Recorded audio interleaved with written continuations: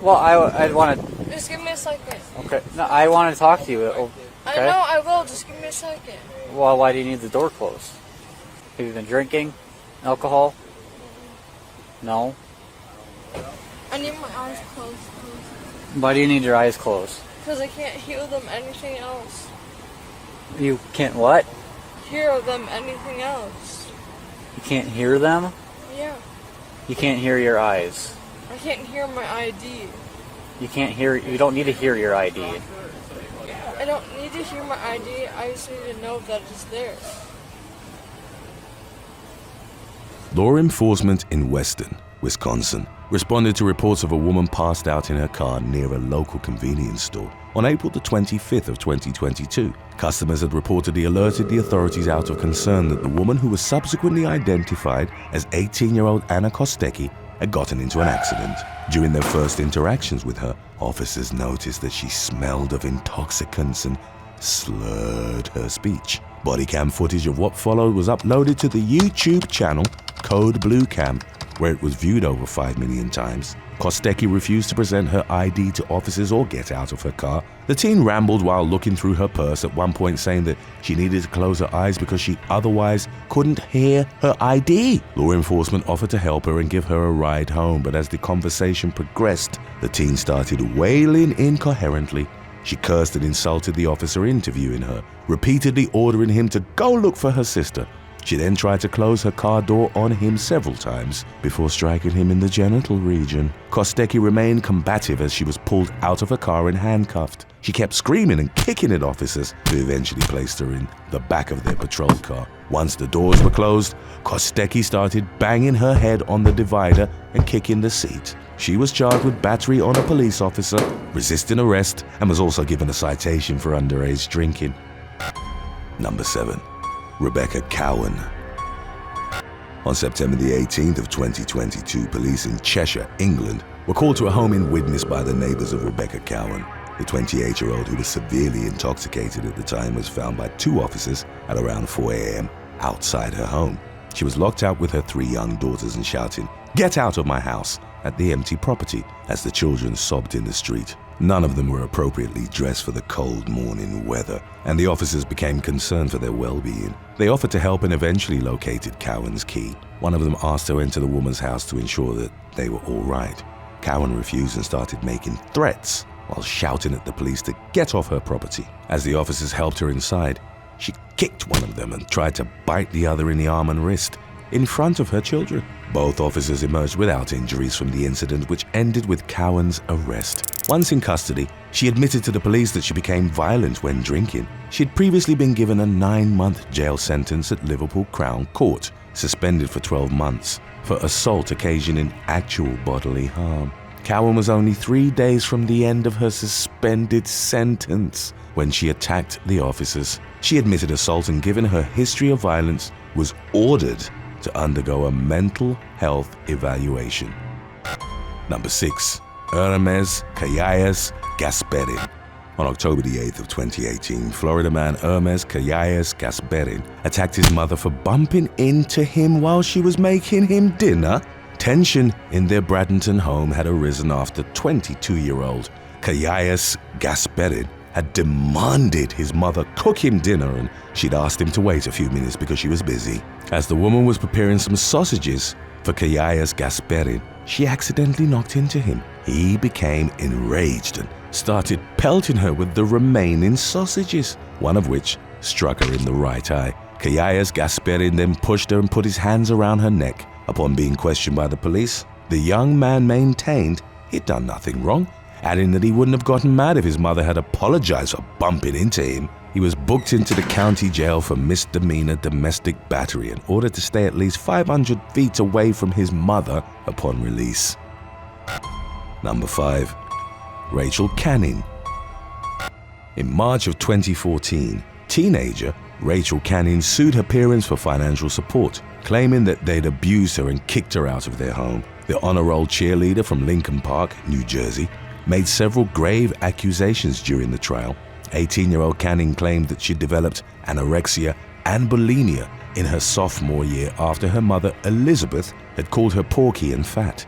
She alleged that her parents' behavior had caused her weight to drop to nearly 90 pounds. Cannon also accused her father, Sean, a former police chief, of getting drunk and showing her inappropriate affection. The teen stated that she was entitled to $654 per week from her parents' combined yearly income of over $500,000, as well as the payment of tuition. Her parents, who at one point burst into tears in court, vehemently denied the allegations and presented an entirely different version of events. Sean and Elizabeth had become concerned for their daughter due to her increased drinking, partying, and late nights out. She had showed up drunk to a homecoming dance, had lost her position as the captain of the cheerleading squad at Morris Catholic High School, and had been suspended twice for cutting class. Elizabeth revealed in court that her daughter had stolen money from her and even tried to sabotage her marriage by creating a dating profile for her father. The parents determined that her boyfriend's influence was the source of her bad behavior and forbade her to see him, in addition to taking away her car and cell phone privileges. Cannon refused to follow their rules, ran away, and moved in with a friend. Her parents consequently stopped paying her school tuition.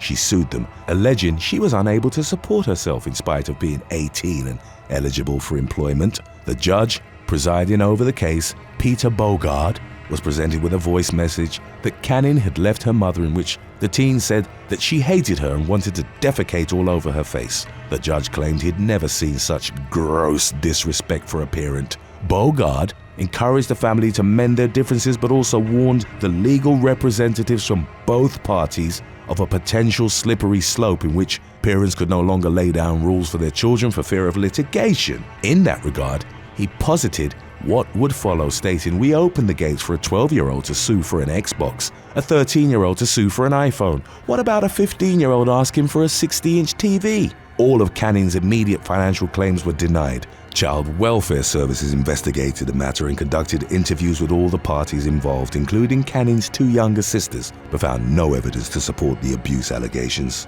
The teen voluntarily dropped the lawsuit and reunited with her parents, who'd maintained throughout the lawsuit that they wanted her back home. Cannon's actions made headlines, resulted in ridicule and criticisms of entitlement at a national level and beyond. Number 4. Max and Caroline Summer Rose Kennedy.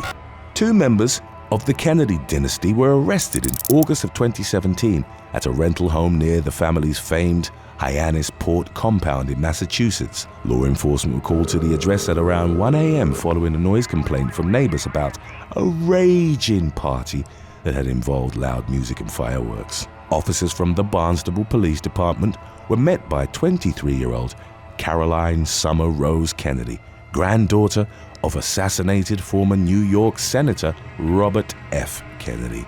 According to an arrest report, she cursed at the police and stuck her tongue out at them. While slurring her words, Caroline told an officer, "I went to Brown and I'm a teacher, sweetheart." She refused to take a breathalyzer, stating that she knew she was drunk. Caroline's father and Robert Kennedy's ninth son, Max, had responded when asked who was in charge of the party and proceeded to display similarly brattish behavior. The inebriated 52-year-old screamed at the police, jabbed his finger into an officer's chest, and smashed a wall cabinet containing glass valuables. After Max had been handcuffed and placed in the back of a police cruiser, Caroline threw herself against the vehicle and flung its doors open. Both Kennedys were taken into custody for disorderly conduct. The charge against Max was dismissed in lieu of a $150 fine, while Caroline's was to be dropped as well after she agreed to follow a counseling program that included community service. Number 3. Chloe Shannon June Power Leo. In 2019, Australian teenager Chloe Shannon June Power Leo faced a mandatory sentence of 6 months in jail following what was deemed an absolutely disgusting attack on a police officer. 18-year-old Power Leo had been approached by law enforcement in Mandurah in June of 2018. She was severely intoxicated and failed to provide any details when asked by officers. She was arrested but subsequently refused to leave the police vehicle, becoming very violent. As Officer Courtney Hay was struggling with her, Power Leo leaned forward and sank her teeth into her neck. The deep bite instantly drew blood. In November, the teen pleaded guilty to a slew of charges, for which she was ultimately sentenced to 12 months in prison, at least half of which she'd have to serve before being eligible for parole. Today's topic was requested by Boss Dog Chillin' and none of your business. If you have any other topics you'd like to learn about, subscribe, and let us know in the comment section below. Number 2. The Brat. Shantae Harris Dupart, known by her stage name as the Brat, became the first platinum-certified female rap solo act through her debut album, Funkdafied. Launched in the mid-1990s, Harris Dupart added to her success in the years that followed, but was also responsible for several violent incidents, one of which resulted in her being imprisoned. On March the 8th of 2000, she argued with a woman named Rezu Robertu over VIP seating at the Chili Peppers nightclub in Buckhead, Atlanta. Harris Dupart pistol-whipped Robertu, inflicting a head wound that required multiple stitches to mend. She pleaded guilty to reckless conduct and was sentenced to 12 months of probation and 80 hours of community service, in addition to paying a $1,000 fine. On October the 31st of 2007, Harris Dupart was attending a Halloween party at the Studio 72 nightclub near Atlanta. She got into an argument with ex-NFL cheerleader Shayla Stevens, who was a hostess at the club. The latter turned away and went to get her manager. Moments later, Harris Dupart charged her from behind and struck her in the face with a rum bottle. Stevens was taken to a local hospital with face and head injuries, while her attacker was arrested. The Brat, at the time in her mid-30s, pleaded guilty to aggravated assault and was sentenced to 3 years in prison, 7 years of probation, and 200 hours of community service. In 2014, Stevens was awarded $6.4 million by a civil trial jury to cover her injuries and loss of earnings. Number 1. Tommy Gilbert Jr. 911, where's the emergency? It's at 20 Beekman Place. 20 Beekman Place. 20 Beekman Place, zip code 10022. What are your cross streets? 50th and 51st. Are you in an apartment or private house? 8D as in David. David, on what floor? 8th. What's the emergency today, ma'am? My husband is, I think, dead.